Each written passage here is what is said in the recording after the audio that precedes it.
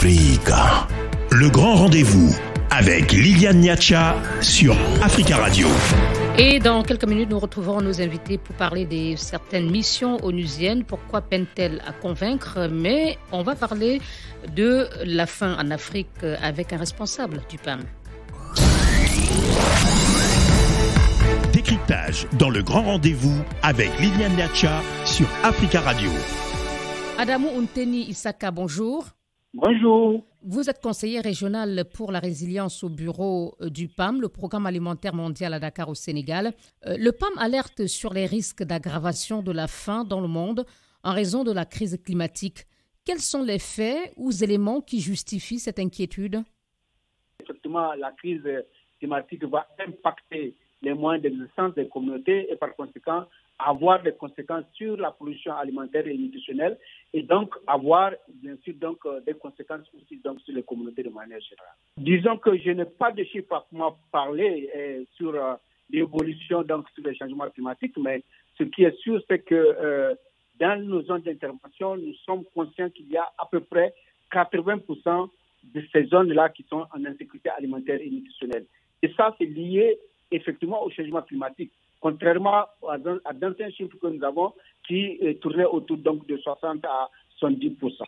Donc, c'est un élément fondamental qui prouve que vraiment, il y a des impacts. Je ne veux pas dire que c'est seulement les changements climatiques qui sont à la base de ça, mais quand même, les changements climatiques contribuent beaucoup à ça. Et quand vous parlez des régions, il y a forcément celle du Sahel, en plus de la crise climatique, est confrontée à une forte instabilité sécuritaire.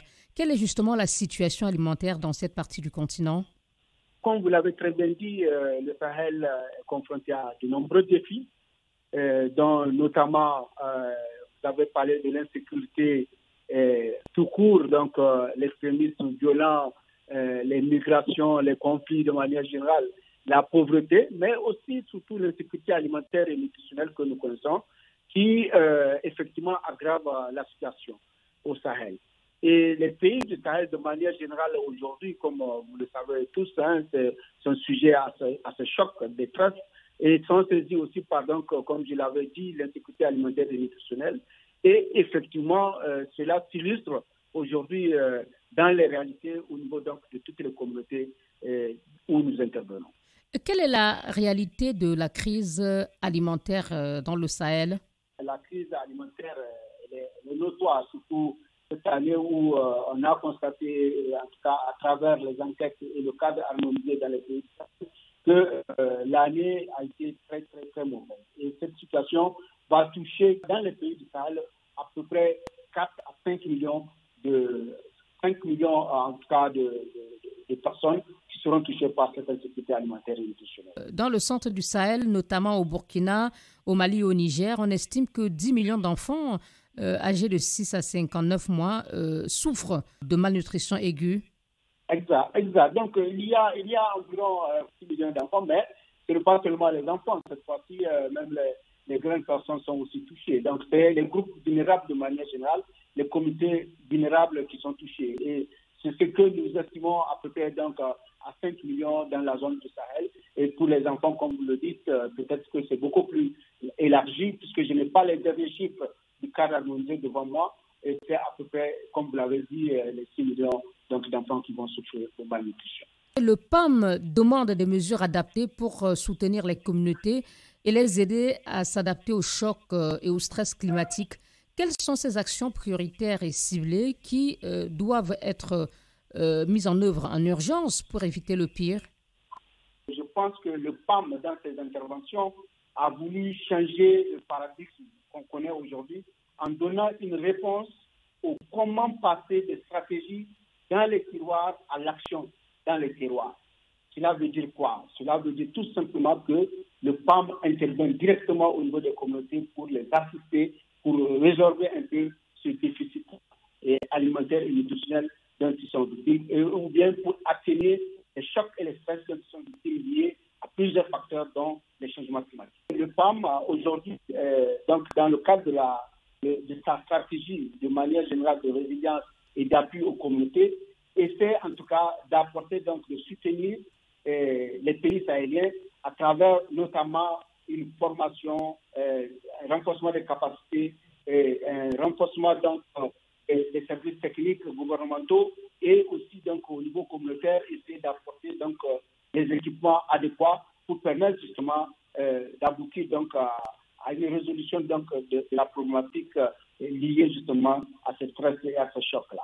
Le PAM intervient avec aujourd'hui 90 ONG sur le terrain, mais le PAM est toujours en relation avec ses partenaires de développement pour développer une approche complémentaire, si on peut l'appeler comme ça, de renforcement de la résilience et lancer des programmes de protection sociale adaptative. On parle aussi d'un programme de régénération de la végétation au Sahel avec 70 000 hectares de terres qui ont été réhabilités ou traités. Il faut reconnaître que dans le domaine, par exemple, de la résilience, le PAM intervient dans plus de 1500 villages dans les 5 pays du G5 Sahel. Et il y a environ 920 000 bénéficiaires de création d'actifs. Et qui parle d'actifs, parle justement de réhabilitation et de traitement, n'est-ce pas, des terres dégradées. Et aujourd'hui, nous sommes à 109 000 hectares en 3 ans de mise en œuvre de terres restaurées et pour permettre justement aux communautés de pouvoir produire suffisamment pour leur alimentation. Et les demi-lunes dont vous parlez font partie des activités, pas seulement des demi-lunes. Les demi-lunes, ce sont des activités qu'on mène pour pouvoir récupérer des terres, donc à travers ce qu'on appelle la conservation des eaux du sol, parce que c'est ça qui permet de retenir donc les eaux de ruissellement pour permettre en tout cas à la plante de se développer très bien. Adamou Unteni Isaka, merci beaucoup. Merci bien, madame. Conseiller régional pour la résilience au bureau du Programme alimentaire mondial à Dakar, au Sénégal. Africa. Le grand rendez-vous sur Africa Radio. Bienvenue et voici le grand rendez-vous alors qu'il est 18h18 à Paris. MONUSCO, MINUSMA et MINUSCA, ces 3 missions des Nations Unies déployées en RDC, au Mali et en Centrafrique qui avaient pour rôle de contribuer à la stabilisation et au retour de la paix dans ces pays alors plongés dans les conflits armés font l'objet toutes aujourd'hui de critiques et celles-ci portent notamment sur l'inefficacité supposée ou avérée dans la lutte contre des groupes armés. Alors pourquoi certaines de ces missions peinent-elles à convaincre? Comment rétablir la confiance entre ces missions d'une part et les populations et officiels de l'autre? Nous en débattons avec nos invités qui sont en ligne. Mathias Gilman, bonsoir. Vous m'entendez, M. Gilman, porte-parole de la MONUSCO en République démocratique du Congo, il est à Kinshasa. Et en ligne de Bangui, la capitale centrafricaine, Vladimir Montero, bonsoir. Porte-parole de la MINUSCA. Et avec nous ici à Paris, Patrick Mboyo, bonsoir. Je les vois tous pourtant affichés à mon écran. Manifestement, ils ne m'entendent pas, mais je vais continuer à les présenter. Je vous entends très bien, bon. Madame, c'est Vladimir Montero, porte-parole de la MINUSCA. Merci beaucoup, voilà qui est rassurant. Est-ce que M. Patrick Mboyo m'entend? Auteur, juriste, merci, juriste et chercheur en droit public à l'Université Paris-Saclay. Et nous avons également le politologue Brahima Mamadou Koné. Bonsoir, M. Koné. Également spécialiste des questions de gouvernance et sécuritaire et enseignant en sciences politiques à l'université de Bamako. Je vais commencer avec vous, Monsieur Montero. Les critiques sur l'inefficacité de certaines opérations onusiennes sur le continent semblent particulièrement sévères avec la MINUSCA en Centrafrique. Est-ce que vous y prêtez encore même attention, Monsieur Montero? Bien entendu. Oui. Bien entendu, ces critiques continuent et en plus des critiques classiques que l'on entendait, se sont ajoutées des campagnes de désinformation au niveau de la République centrafricaine, mais aussi sur les réseaux sociaux. Nous ignorons la provenance, mais ce sont des messages qui sont fréquents. Pas plus tard que cette semaine, il y a eu des parutions dans la presse, il y a eu des commentaires d'acteurs de la société centrafricaine mettant en cause le nouveau mandat qui vient d'être approuvé par le Conseil de sécurité. Et, un mandat plus robuste, dit-on. un mandat qui est robuste, qui avait été renforcé d'ailleurs au mois de mars, avec une résolution qui renforce l'effectif de la MINUSCA, avec des militaires et des policiers, mais avec ce nouveau mandat, un engagement destiné à poursuivre le travail qui est fait. Il y a des choses qui devront être corrigées et nous prenons acte de cela, mais d'une manière générale, l'appui de la MINUSCA est reconnu par les autorités et par une large partie de la population centrafricaine. Les autorités qui ne sont pas aussi qui ne font pas la même évaluation du succès de votre mission, on le verra peut-être tout à l'heure si le temps nous le permet. Mais en deux phrases, M. Montero, la principale critique, c'est l'inefficacité de votre mission. Depuis 2014 qu'elle est déployée, les populations se demandent toujours pourquoi les groupes armés continuent d'opérer et de semer la terreur parmi les populations civiles.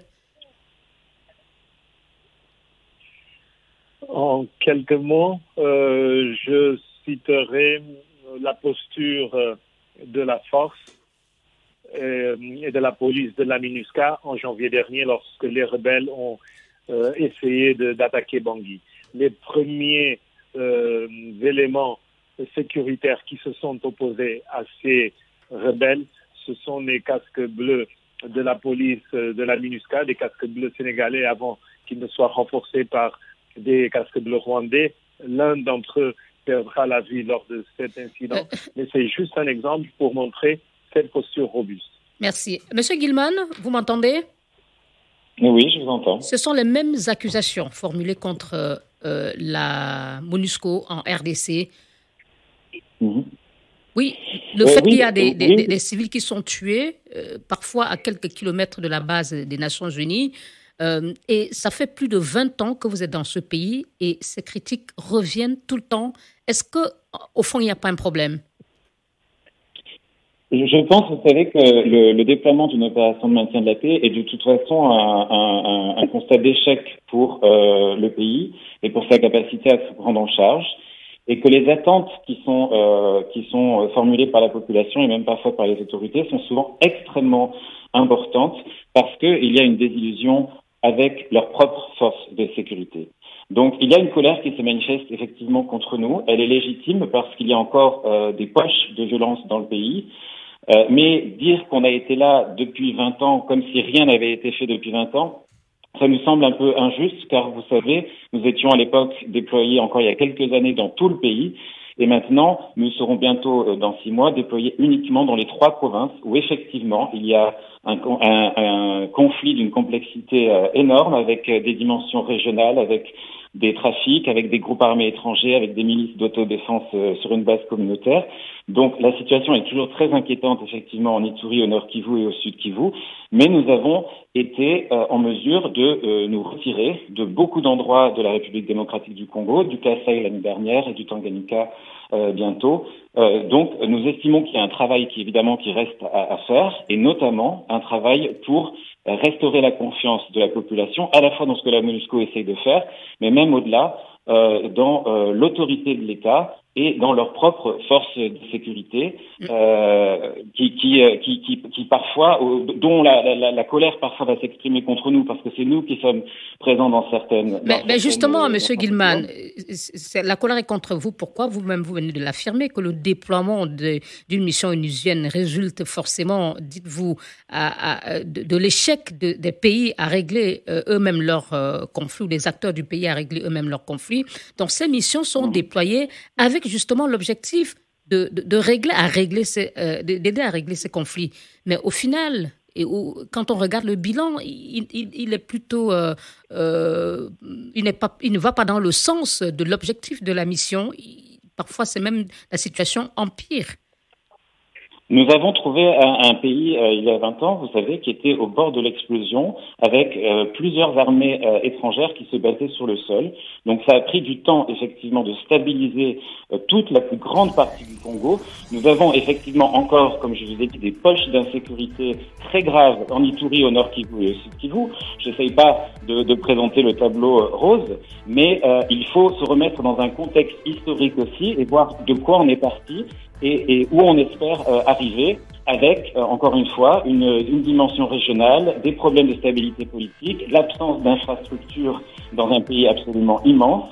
Et donc, il y a effectivement un vrai travail à faire pour soutenir l'autorité de l'État, car c'est l'État en premier lieu qui doit asseoir son autorité. Merci, pas les casques bleus qui vont tout. Merci, Monsieur Guillemard. On marque une pause et on écoutera l'avis de nos deux experts invités pour ce débat.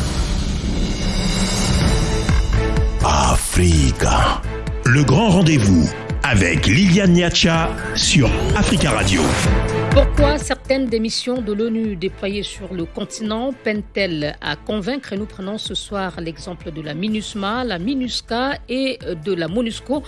Et nous parlons avec nos invités, Vladimir Montero, porte-parole de la MINUSCA en Centrafrique, Patrick Mboyo, auteur, juriste et chercheur en droit public à l'Université Paris-Saclay, Mathias Gilman, porte-parole de la MONUSCO en RDC à Kinshasa, Ibrahima Mamadou Koné, politologue, que nous allons écouter à présent. Alors, je voudrais qu'on dise un mot très rapidement, monsieur Koné, sur la MINUSMA au Mali, déployée depuis 2013, qui, elle aussi, n'est pas exempte de critiques. Monsieur Koné? Le temps qu'on... Oui, bonjour, madame. Oui, allez-y, s'il vous plaît. Bonjour, allez-y. Vous avez suivi ma question?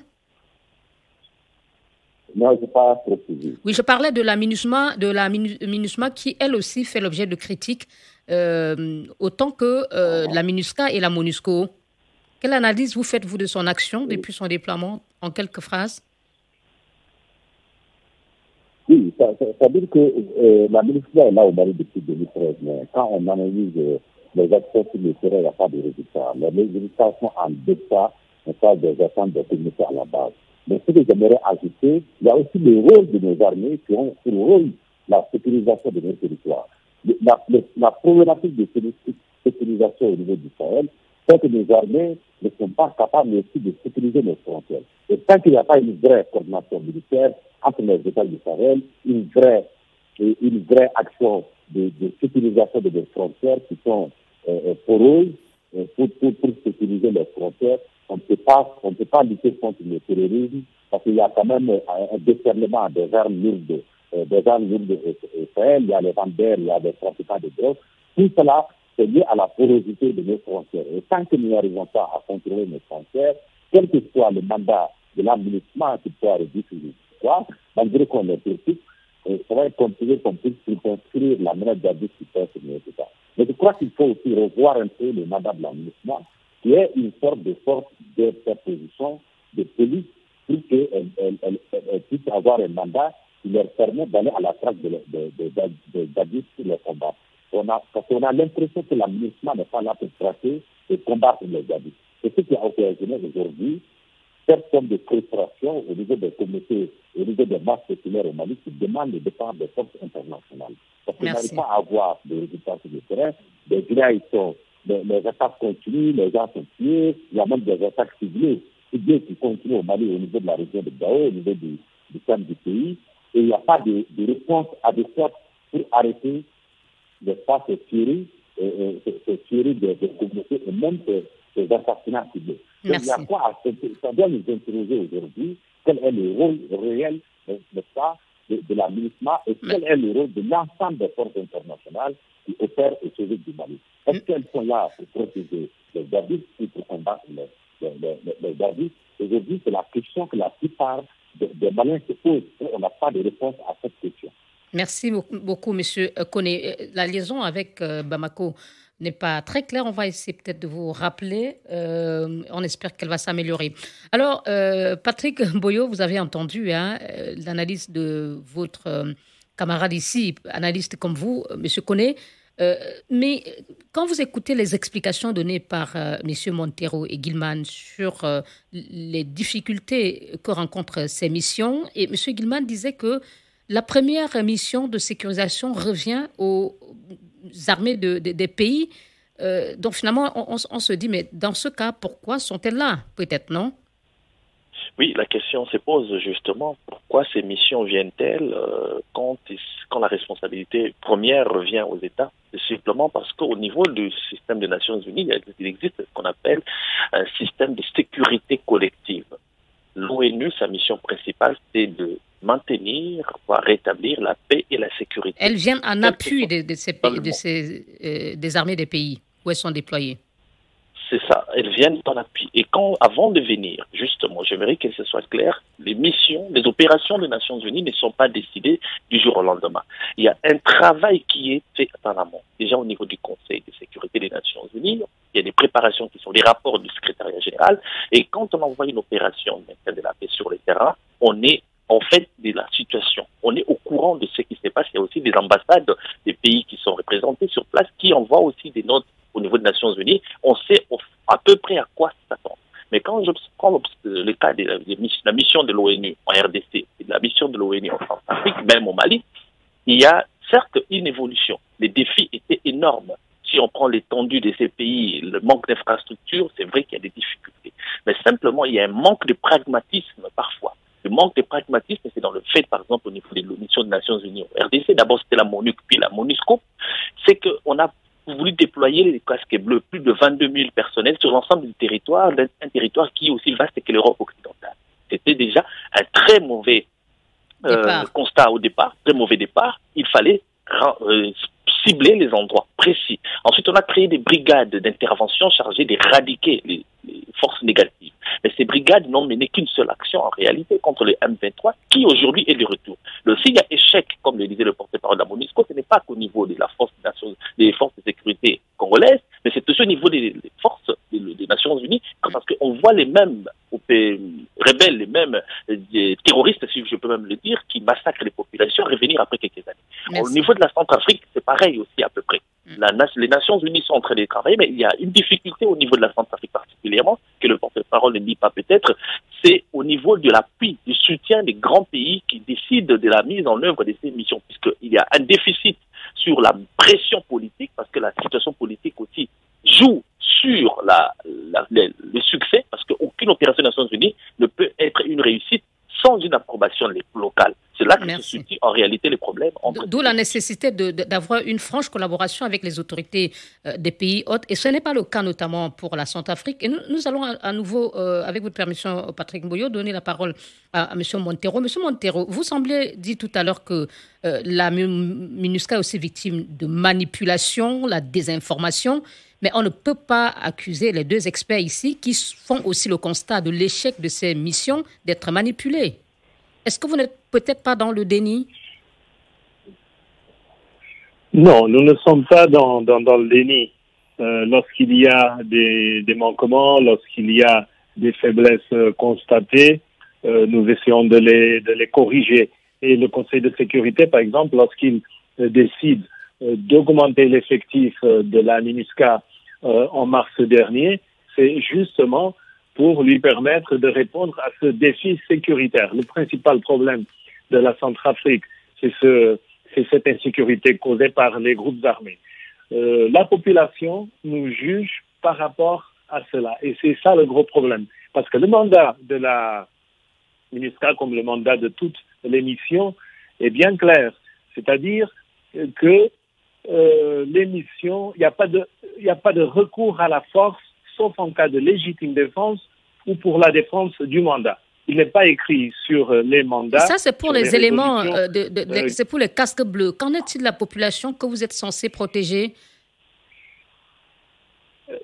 On les protège dans le cadre du mandat, par exemple, parce que des groupes armés attaquent un village. Quand les groupes armés attaquent une ville, comme ça s'est passé à Bangassou, nous protégeons les populations. Nous interposons entre les groupes armés et la population. Et cette tâche de protection, elle est assumée. Mais on ne demande pas à la MINUSCA, après cette protection, d'attaquer ce groupe armé. Sauf dans des cas exceptionnels, et il y a eu des cas où la MINUSCA a décidé de lancer des opérations contre des groupes armés parce qu'ils représentaient effectivement une menace extrêmement grave. Mais les mandats ne demandent pas aux missions, notamment la MINUSCA, de descendre sur le terrain et d'aller combattre le groupe A, B ou C. Parce qu'il y a un mandat qui est clair qui dit votre travail, c'est l'équilibre entre le dialogue et la posture robuste quand il le faut. Monsieur Montero, encore un mot et très rapidement, s'il vous plaît. Vous dites que vous avez dit dans une précédente interview que, comme votre collègue de la MONUSCO, que ce sont les forces des pays, les forces régulières qui ont la responsabilité première de protéger les populations. Vous dites que vous n'avez pas ce rôle-là. En tout cas, c'est ce que j'ai entendu de vos propos. Mais comment demander à la force, à l'armée centrafricaine, les FACA, de sécuriser le pays, d'être responsable de la sécurité des populations, alors qu'il y a l'embargo et cette force est déstructurée? Je n'ai pas dit, et mon collègue non plus d'ailleurs, que les missions n'ont pas la responsabilité de protection. Il a dit que la sécurité est d'abord l'affaire des forces armées. Effectivement.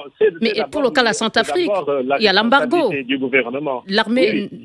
Oui, c'est d'abord la responsabilité. Oui, mais avec quelles armes? Il y a eu des dérogations qui ont permis.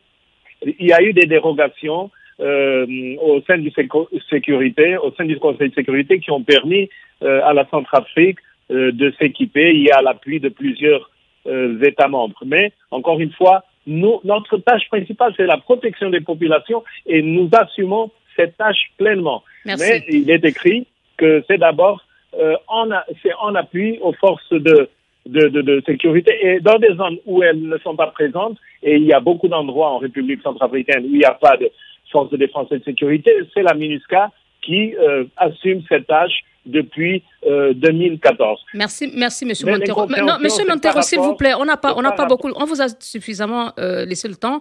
Vraiment, laissez les autres, s'il vous plaît, s'exprimer. Je vous en remercie. Monsieur Gilman, aujourd'hui, il y a une rupture claire, on va dire, entre une grande partie de la population congolaise et vous, malgré les explications que vous donnez. La conclusion et l'observation à laquelle ces populations aboutissent, c'est que cette mission ne sert à rien et qu'il faut, excusez-moi l'expression, je l'ai entendu de la bouche de certains Congolais, dégager. Est-ce que vous pensez que dans ces conditions, vous pouvez encore vous rattraper? Et si oui, comment? Moi, je pense, madame, que ce n'est pas les gens forcément qui font le plus de bruit, qui représentent une majorité. Mais les experts viennent aussi de faire le constat que c'est constat d'échec. C'est du bruit aussi. Madame, il y a des dizaines de milliers de Congolais qui vivent sous la protection des casques bleus à l'Est. Allez demander à ces communautés si elles ont le temps de marquer #dégage sur Twitter. Il faut absolument changer ce narratif où les gens qui parlent le plus fort sont censés représenter une majorité. Nous, quand on parle avec la population, avec la société civile, avec les acteurs politiques, avec le gouvernement souverain, avec les FRDC, personne ne nous dit dégage. Tout le monde dit qu'ils ont encore besoin de notre soutien parce qu'il y a encore des défis auxquels ils ne sont pas en mesure de faire face seuls. Le Conseil de sécurité estime que nous devons rester, le gouvernement et les autorités estiment que nous devons rester, et je vous assure qu'il y a parmi la population aussi beaucoup de gens qui souhaitent que nous restions, même si, je ne minimise pas du tout, la colère, l'impatience, la frustration des populations, notamment celles qui vivent au plus près de la violence héritée des guerres congolaises. Merci. Alors, Monsieur Mboyo, et on va écouter après Monsieur Koné, est-ce que il n'y a pas aussi un problème lié à l'indépendance de ces, ou la marge de manœuvre de ces missions? Pour le cas de la Centrafrique, par exemple, le renouvellement du mandat a été porté par la France. Or, on sait que la France est en difficulté avec le gouvernement centrafricain. Quel est l'intérêt qu'a la France, par exemple, de se battre pour un renouvellement du mandat de la MINUSCA? La France a un intérêt parce que c'est un pays qui a été longtemps considéré comme faisant partie de ce qu'on entend ou on dit entre guillemets précaré français, et que c'est une question, c'est une lutte d'influence politique qui se joue aujourd'hui entre la France d'un côté, la Russie de l'autre, voire la Turquie aussi qui intervient. Voilà, c'est en réalité une question de soft power qui est en jeu. Au-delà de tout cela, il y a une question encore plus globale, celle de l'asymétrie, de la robustesse des troupes avec la robustesse de l'ère matérielle. Donc, du coup, on a une dichotomie dans l'efficacité. Vous voyez, par exemple, les pays qui demandent ou qui décident au niveau du Conseil de sécurité, notamment les membres permanents, ne sont pas contributeurs en troupes en réalité. La France n'a jamais voulu intégrer ses troupes dans une mission des Nations Unies, que ce soit en Centrafrique ou au Mali. Or, c'est elle qui a porté justement le projet relatif à l'adoption, à la mise en œuvre de ces opérations de maintien de la paix. Ça devient un petit peu anachronique. Si on va prendre le cas de la RDC, la France a participé à la mission Artemis en 2003, et puis elle a participé à la mission EFOR en 2006, mais jamais elle a accepté que ces troupes soient placées sous le commandement conjoint des Nations Unies sur ce territoire. On va marquer une pause obligatoire, M. Mboyo. À tout de suite. Africa, le grand rendez-vous avec Liliane Niacha sur Africa Radio. On essaie ce soir de comprendre pourquoi certaines missions de l'ONU déployées en Afrique peinent à convaincre, et c'est avec nos trois invités. Patrick Mboyo, auteur, Vladimir Montero, porte-parole de la MINUSCA, Mathias Gilman, porte-parole de la MONUSCO en RDC, Ibrahima Mamadou Koné, politologue, que nous allons à présent entendre. Alors, Monsieur Koné, on l'a compris, d'après les analyses des uns et des autres, surtout de vous les deux experts, qu'il y a beaucoup de critiques contre ces missions qui n'arrivent pas à convaincre de la nécessité de leur présence. Est-ce que, selon vous, il y a des choses à faire aujourd'hui urgentes pour que son image change sur le continent et auprès des populations notamment? Oui, il y a des choses à faire pour changer l'image un peu des forces de l'ONU auprès des communautés africaines. C'est-à-dire qu'il faut revoir un peu le mandat, il faut revoir carrément le schéma d'intervention des forces de l'ONU au niveau des pays africains. Parce qu'en réalité, on a l'impression qu'elles sont dans une posture défensive et non offensive, ce qui fait que c'est difficile qu'elles puissent avoir des résultats sur le terrain. Pour revenir à notre question, les forces internationales, si elles ne sont pas là pour sécuriser les communautés à la base, je ne sais pas pourquoi elles sont là. Si nous étions capables d'assurer notre propre sécurité avec la crise terroriste qui sévit au sein de nos États, on n'aurait pas dû faire appel à des forces internationales. Ces forces internationales, elles sont venues en appui, n'est-ce pas, à nos forces régaliennes africaines. Mais la problématique, c'est que c'est des forces internationales qui évoluent en solo. Il n'y a aucune coordination entre les forces internationales et les armées de nos États. On ne sait pas ce qu'elles font sur le terrain. Il n'y a pas de compte rendu. On ne sait pas exactement comment ils opèrent sur le terrain. Il n'y a pas de vraie coordination, il n'y a pas de vraie mutualisation des efforts militaires entre les armées onusiennes, les forces onusiennes et nos armées régaliennes. Maintenant, ce qui me pose problème, quand je vois la ministre dire que nous sommes en train de faire le développement dans les zones de crise, moi, ça me fait rire. Comment vous pouvez développer des zones où il n'y a pas de sécurité? Le premier facteur, le premier levier de développement, c'est la sécurité, c'est la stabilité. Tout ce qu'ils sont en train de faire comme action de développement, les infrastructures hydro-agricoles, les infrastructures d'eau d'adduction, c'est des infrastructures qui vont être cassées par les forces du mal après. Donc pour moi, leur rôle, c'est de faire la sécurisation et de à nos États. Merci. Merci, M. Koné. Je suis vraiment navré, le temps passe vite et on donne une minute à M. Montero. Vous parliez tout à l'heure des réajustements qui vont être faits au niveau de la MINUSCA. Quels sont ces réajustements qui vont peut-être vous permettre d'être plus efficaces et rassurer plus les populations et même les autorités? Oui, on va avoir 3690 casques bleus supplémentaires qui permettront de sécuriser notamment l'axe qui lie Bangui au Cameroun, un axe qui avait été bloqué lors des attaques des rebelles.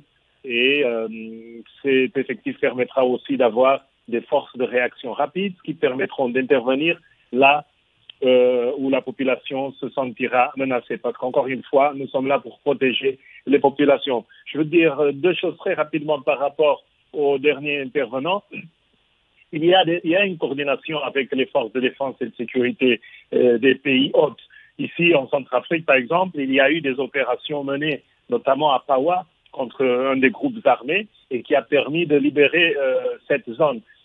Donc, il n'y a pas de travail chacun de leur côté. Il y a bien une coordination. Encore une fois, le mandat nous demande de faire ça. L'autre point, par rapport à votre question tout à l'heure sur la France. La MINUSCA est en Centrafrique et la Centrafrique est dans l'agenda du Conseil de sécurité parce que la communauté internationale souhaite aider ce pays. Ce n'est pas un pays qui impose la Centrafrique dans la. Oui, mais c'est la France qui prend les devants régulièrement pour le renouvellement de mandat. Et le dernier, la Chine et la Russie se sont abstenus et les États-Unis ont fait des critiques. Je suis désolé, M. Montero, pardon.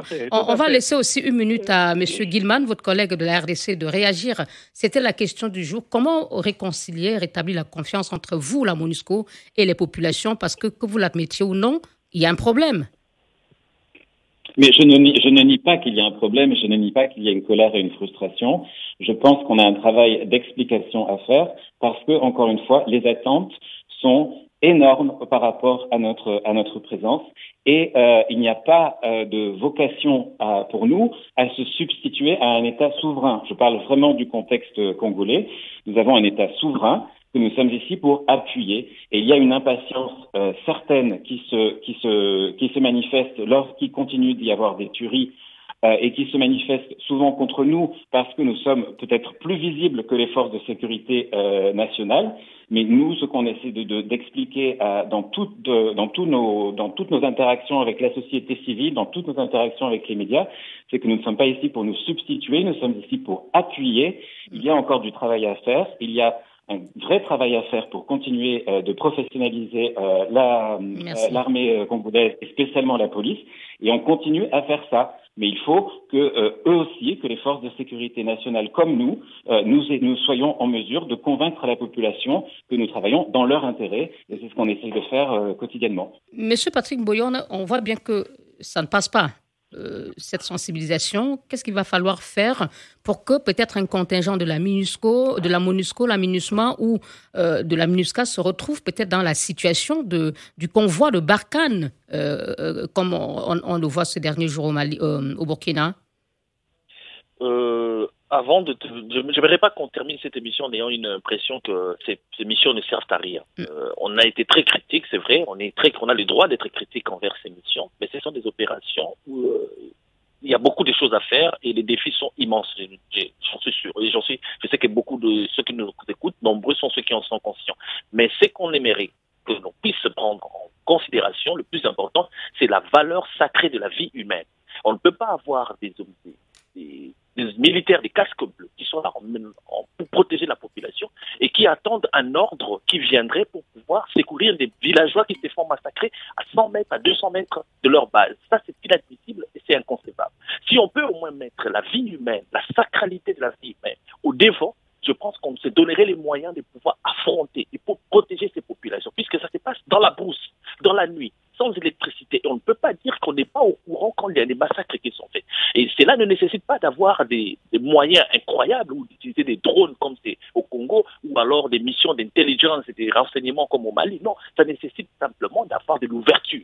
Et cette ouverture doit passer par une déconcentration des pôles, des points de décision, afin de savoir à quel moment les opérations des médecins de la paix peuvent être en mesure de réagir et surtout avoir cette capacité de réagir. Merci. Et c'est là que se situe en réalité le nœud du problème, à mon sens. Merci beaucoup, Patrick Mboyo, auteur et chercheur en droit public à l'Université Paris-Saclay. Merci à vous, Brahima Mamadou Koné, politologue, spécialiste des questions de gouvernance et sécuritaire à Bamako. Merci à Vladimir Montero, porte-parole de la MINUSCA en Centrafrique, et Mathias Gilman, porte-parole de la MONUSCO à Kinshasa, en République démocratique du Congo. Merci, messieurs, pour vos analyses et vos contributions à ce débat sur le rôle et les missions des missions onusiennes en Afrique. Bonsoir.